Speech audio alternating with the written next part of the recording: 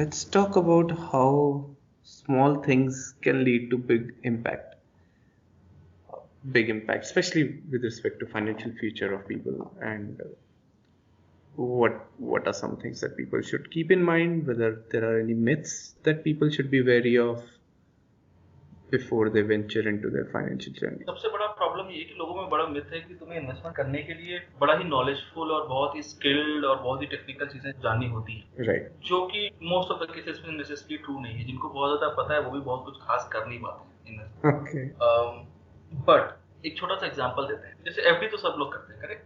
Right, अब एक example लो, दो इन्वेस्टर हैं, दोनों रिटायर्ड हैं और दोनों प्राइमरी उनका ऑब्जेक्टिव है कि मेरा पैसा रिस्क में नहीं डालना है, मुझे पैसा अपना सेफ रखना है। राइट, तो ये एफडी करते हैं, दोनों के पास अपने अपने फाइनेंशियल एडवाइजर है जो उनको एडवाइस करे। अब तुम्हें क्या लगता है कि पॉसिबल है क्या कि दोनों ही एफडी करने वाले लोग हैं, दोनों ही रिस्क नहीं लेना चाहते, और अगर दोनों को ही एफडी करना है तो इज इट पॉसिबल कि one person might get up gaining more than the other person just by doing FD? Possible है क्या, कंसीडरिंग कि दोनों का रेट सेम है? लेट्स से 1 ईयर एफडी का रेट इज 6%, 2 ईयर एफडी का रेट इज 8%, 3 ईयर एफडी का rate is 9% and so on, कुछ भी मान। तो पॉसिबल है क्या? assumption ये है फिर से, same product, same bank, same interest for whatever duration they want. Okay. X can earn more than Y or Y can earn more than X if they have access to any information which might help them to earn those extra returns.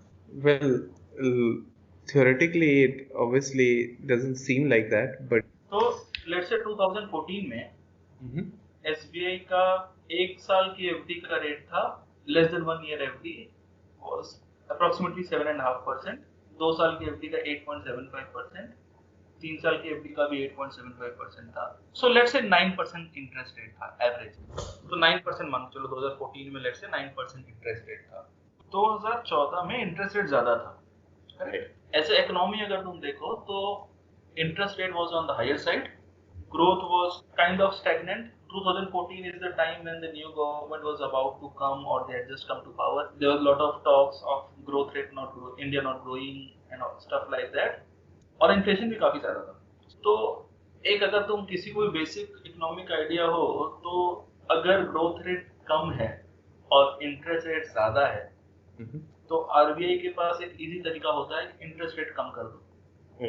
तो अगर interest rate कम होगा तो उससे obviously companies को easy loan मिलेगा, सस्ता पैसा मिलेगा मार्केट में, तो ग्रोथ बढ़ेगा, करेक्ट? तो इसमें एक assumption ये भी है कि नॉर्मली जो लोगों की टेंडेंसी होती है जब एफडी करते हैं तो नॉर्मली जो भी हाईएस्ट रेट ऑफ इंटरेस्ट होता है उस ड्यूरेशन पे वो कर देते हैं। तो अगर मान लो मुझे 10 साल तक पैसा नहीं चाहिए क्योंकि मैं रिटायर्ड बंदा हूँ, मुझे पैसे की जरूरत नहीं है, बट फिर भी मैं 1 साल का एफडी करता हूँ ऑटो रिन्यूअल मोड पे, या मैक्सिमम 2 साल का एफडी कर दूंगा ऑटो रिन्यूअल मोड पे, क्योंकि 1 साल का इंटरेस्ट रेट अक्सर ज्यादा होता है, 2 साल का इंटरेस्ट रेट अक्सर ज्यादा होता है। अगर किसी ने 2014-15 या 2013-14 में इन लोग को किसी को बताया होता है अभी इंटरेस्ट रेट ज्यादा है, ग्रोथ कम है, तो कल को अगर ग्रोथ लाना है गवर्नमेंट को, क्योंकि नई गवर्नमेंट भी है, तो उनको इंटरेस्ट रेट को कम करना और इवेंचुअली इंटरेस्ट रेट कम होगा। तो अभी जो आप 1 साल का एफडी कर रहे हो, don't do 1 year FD, instead do a 5 year FD. Yeah, right. Because eventually what will happen, you will see in 5 years from the current rate of let's say 8%, 9%, whatever we have assumed, the interest rate might go down to 7%, 6.5%, which eventually happened also. Right. But I think one variable that we should probably mention over here is inflation, right?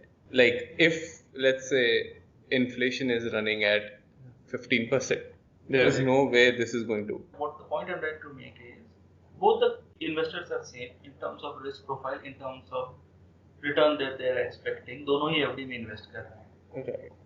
तो अगर किसी बंदे ने 5 साल की FD कर दी थी उस टाइम पे, तो उसको 2019 तक 8% मिल रहा होता, जबकि उसी के फ्रेंड ने जिसने भी एफडी में इन्वेस्ट किया, सेम बैंक एफडी में इन्वेस्ट किया, उसका हर एक साल इंटरेस्ट रेट कम होता गया। राइट। तो 8-9 से 8 हो गया होगा, 7 हो गया होगा, अभी तो 5.5% मिल रहा है, उसके एफडी अब 5.5% पे जा रहे हैं। राइट। इन्फ्लेशन दोनों के लिए सेम था। राइट। तो अगर मान लो इन्फ्लेशन हम 6% मान के चलते हैं, तो जो 9% वाला है उसको फिर भी 3% पॉजिटिव आज भी मिल रहा है, जबकि इस बंदे को जिसने अब 5.5% किया या पहले 6-6.5% भी किया होगा, उसको तो 2 साल से कुछ पैसा नहीं मिल रहा रिटर्न, नेट रिटर्न मतलब रियल रिटर्न। तो बस एक छोटा सा इंफॉर्मेशन अगर कोई उनको बता दे कि इंटरेस्ट रेट का जिसको थोड़ा बहुत आइडिया हो, तो it makes a huge difference general set of investors. तो प्रॉब्लम ये होती है ना, लोगों को जब वो फिक्स डिपॉजिट करते हैं तो उनका थॉट प्रोसेस ये होता है कि मुझे पैसा रिस्क में नहीं डालना, और उनको 4-5% भी मिल जाता है तो उनको ये लगता है चलो कुछ मिल तो रहा है ना, कम से कम कुछ नेगेटिव नहीं हो रहा है। लेकिन वो रियलाइज नहीं करते कि इन्फ्लेशन की वजह से वो एक्चुअली कुछ मिलता नहीं है। That is one. बट अगर इस हाइपोथेसिस में भी अगर आपके पास एक बेसिक आइडिया हो इंटरेस्ट रेट मूवमेंट का, तो you can actually make more return with the same instrument. वो बंदा 4.5-5% आज कमा रहा है, उसका 1 साल का एफडी रिन्यू हुआ है, 5-6 साल का एफडी कर दिया तो आपको सेम इंटरेस्ट, ज्यादा इंटरेस्ट मिल रहा होगा।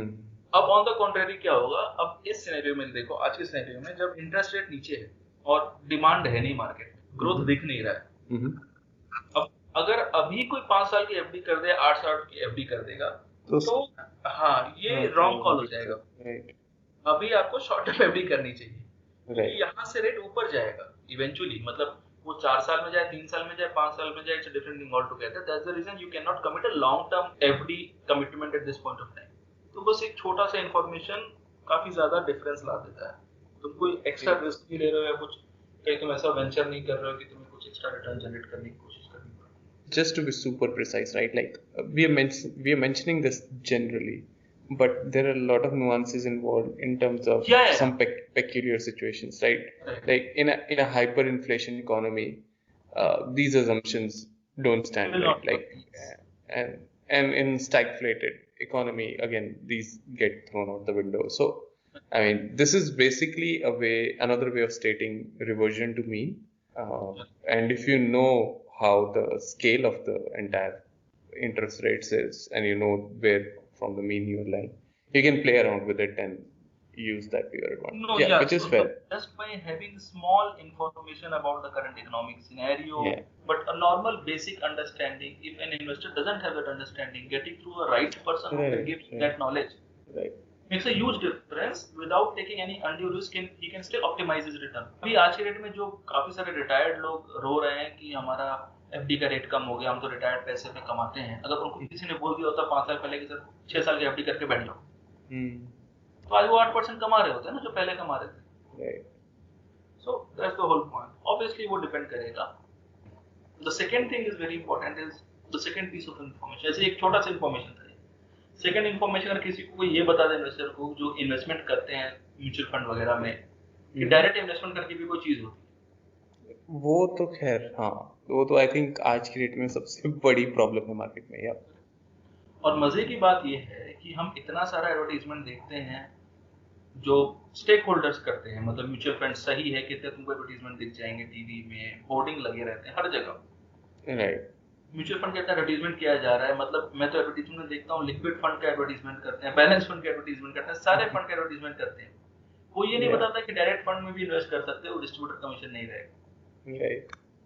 और तुम इसका एग्जांपल ले सकते हो इस बात से कि on an average if you have a well diversified portfolio of mutual funds, approximately around 1% आपको डिस्ट्रीब्यूटर चार्ज करता है। तो 1% आपके नेटवर्क का हर साल वो ले रहा है, और इसमें ऐसा नहीं कि वन टाइम चार्ज हो रहा है, ये आप जब तक इन्वेस्ट करते रहोगे हर साल आपके पॉकेट से जाता रहेगा, which is practically जब तक आप जिंदा हो, राइट। तो अगर मतलब कोई यंग इन्वेस्टर है या इवन 30-40 इयर्स का है जो 20 साल 25 साल तक इन्वेस्ट करेंगे इवेंचुअली, राइट, उनका नेटवर्क में से 20-25% चला जाएगा।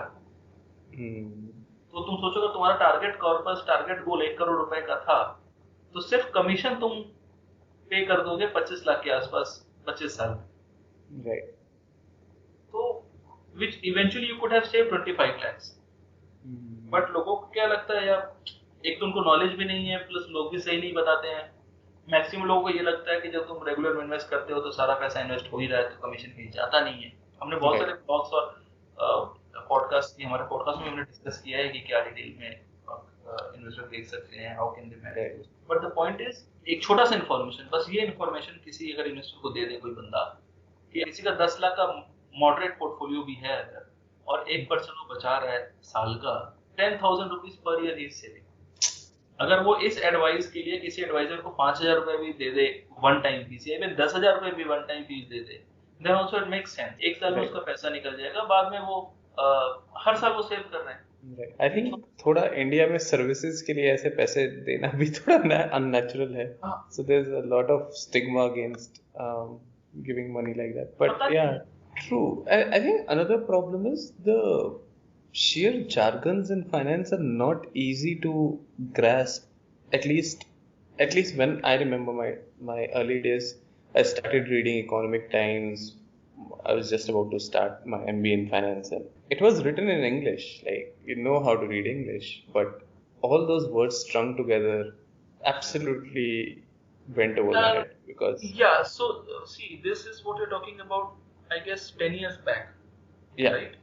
yeah, But nowadays, situation is quite different. I mean, you have a lot of blogs in Hindi, you have a lot of multilingual blogs, you have a lot of YouTube channels. hmm So you can't complain of information not being at your hand at this point of time. मतलब अगर आप मराठी में चाहो, तेलुगु में चाहो, तमिल में चाहो, हिंदी में चाहो, इंग्लिश में चाहो, आपको YouTube चैनल्स मिल जाएंगे, ब्लॉग मिल जाएंगे, पॉडकास्ट मिल जाएंगे. तो 10 years, 20 years before, I could understand there was lack of transparency, lack of information in the market, but not now. It is, if at all, it is just lack of effort, I would say. I think also default option से बहुत फर्क पड़ता है. जैसे I know a Correct, friend again correct, correct. कि yeah, Correct. like particular bank में उसका account है. अब जो उन्होंने अपने पोर्टल के अंदर बाय डिफॉल्ट ऑप्शन दे रखा है, वो ऑप्शन है ही सिर्फ रेगुलर का और डायरेक्ट है ही नहीं कहीं पे. और एक बैंक अपना HDFC का ही म्यूचुअल फंड बेच रहा है. HDFC का पोर्टल नेट बैंकिंग में आप HDFC का ही म्यूचुअल फंड ले रहे हो, उसमें भी डायरेक्ट का ऑप्शन है ही नहीं, सब रेगुलर है. Just to put a disclaimer, this is not the only case with HDFC. This case across all the distributors and banks. हाँ मतलब this is just general, not picking on HDFC, but just generally that's the case, and people just use whatever default option is provided to them, Right. and they'll just and they don't even know that they're doing something incorrect by the way. So bottom line है, आपका पैसा है, आपको ध्यान देना पड़ेगा. कोई और आपके लिए आके ध्यान देगा नहीं, कोई आपके ऊपर एहसान नहीं कर रहा है. सब अपना घर चलाने के लिए काम कर रहा है. वो तो है. Unless But and until, yeah, right. Go on. so unless and until you make effort, I mean, I keep on telling people that अगर आपको नहीं भी समझ में आती ये चीजें, अगर आप 10 चीजें भी सीख लोगे, at least you will in a position to ask right question to people that you are interacting with. आप नहीं, आप सारी टेक्निकल चीजें जानो, but at least जो आप क्वेश्चंस पूछोगे वो तो आप you can judge them with the information that they are giving. You can cross, अगर मैंने 10 jargons आपके सामने थ्रो किए, आपको 4-5 चीजें पता, तो आप जाके क्रॉस वेरीफाई कर सकते हो कि ये बंदा फैक्ट पे बात कर रहा है, बस ऐसे ही बोल दे रहा है.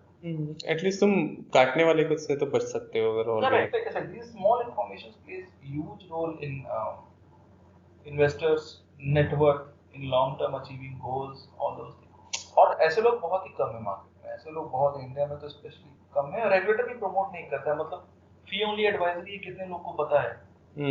एग्जिस्ट भी करती है. Okay, that was really fun.